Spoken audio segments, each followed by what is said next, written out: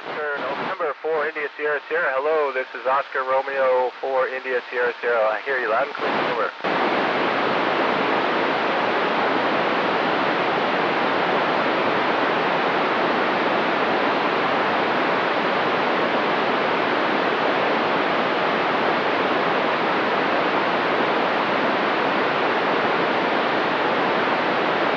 I'm ready for this. Over. Thank you.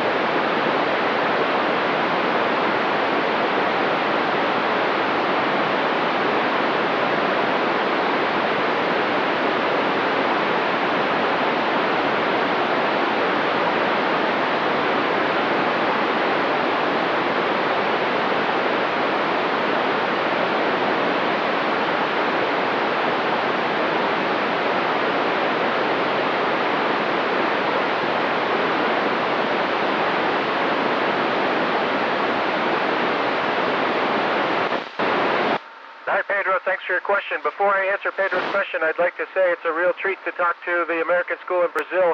I was there personally in November of 2016, and I remember very fondly visiting the school and the campus and having lunch in the cafeteria and talking to the students in the gymnasium. So thank you very much for calling me today.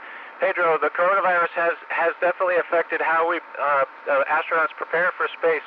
We have to maintain our safe distance with protection with the masks, and in the 2 months before launch, crew members go into quarantine or more strict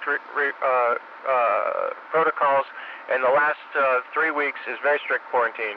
Over.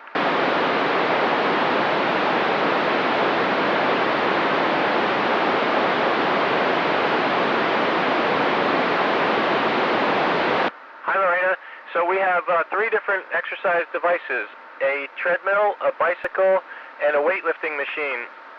The weightlifting machine is actually air resistance in a vacuum cylinder that we can adjust the piston up and down and provide the resistance, and we can move the bar to accommodate leg exercises or upper body exercises, and that's how we keep our bones nice and strong. It's nice that we get our muscles toned, but really it's our bone health that we care a great deal about from this exercise. Over.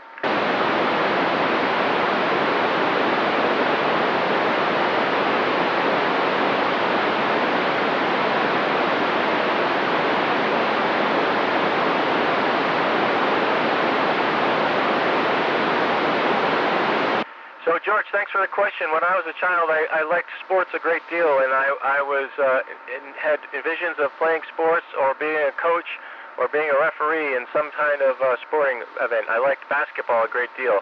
But as I grew older, I became more interested in math and science, and then ultimately an engineering degree in graduate school.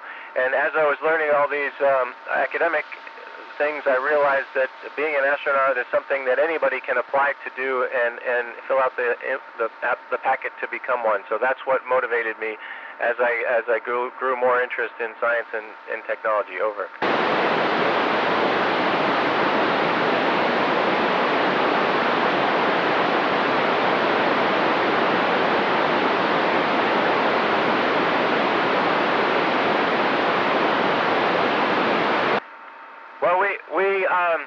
We do follow the news and we follow sports. We can occasionally get on the internet, but we have daily news and daily sports broadcasts recorded and sent up to us. So this is how we follow along, especially when there's big sporting events going on.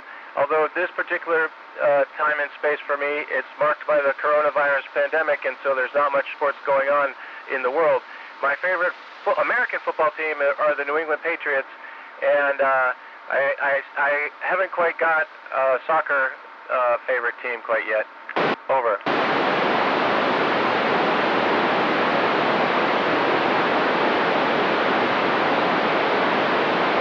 Right, nice question. So, since becoming an astronaut, the first memorable moment was the moment I received a phone call to tell me that I was chosen to become an astronaut. That was an amazing and a life-changing phone call. The second moment that really sticks with me is when I was called by the chief astronaut to tell me that I was going to be on my first mission. And that was a year and a half of training to launch on the space shuttle. And my third amazing moment was the moment when I first saw outside the hatch on my very first spacewalk. Over.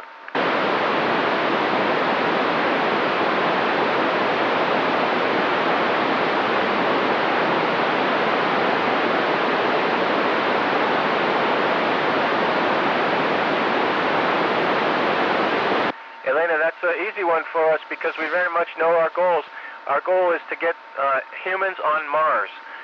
We will very likely take a intermediate step and return people to the moon sometime in the next handful of years as we sort that out.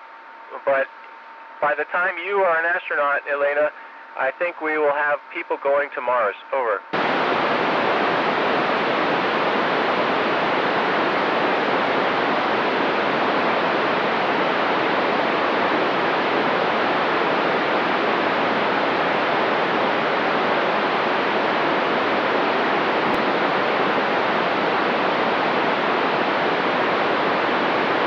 Santiago, inside the space station, it sounds a lot the same as what you're used to. We have a lot of background noises, fans, machinery noises, and pumps. So it's a little bit noisy inside the space station. Outside the space station, it's a vacuum of space, and the sound does not propagate through the vacuum. So there's really nothing to hear out there. Over.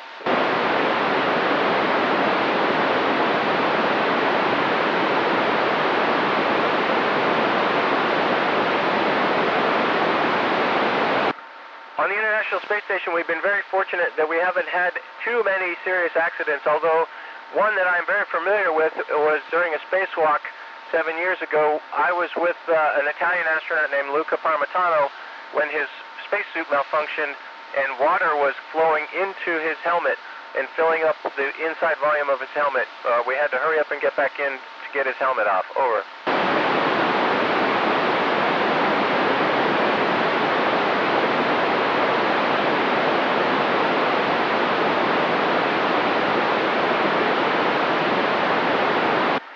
When we get on the launch pad, we understand that there's a giant chemical reaction that's about to happen underneath us and launch us to space. You don't feel the velocity, you feel the acceleration. So it's during this 8.5 minutes where the rocket is accelerating you and pushing you faster and faster that you feel pushed to the back of your seat. Are we scared? I wouldn't say we're scared because we have a great deal of training and preparation, and we know that there's backup systems for all the types of failures that we can think of, at least. So we have a healthy appreciation for what's happening on the launch day. Over.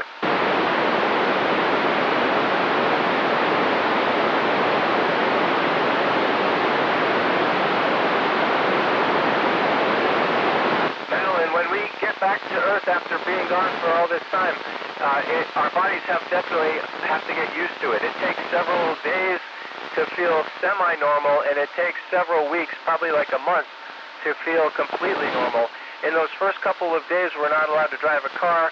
We are very wobbly and need assistance with simple things like going downstairs or jumping across off a sidewalk onto a street.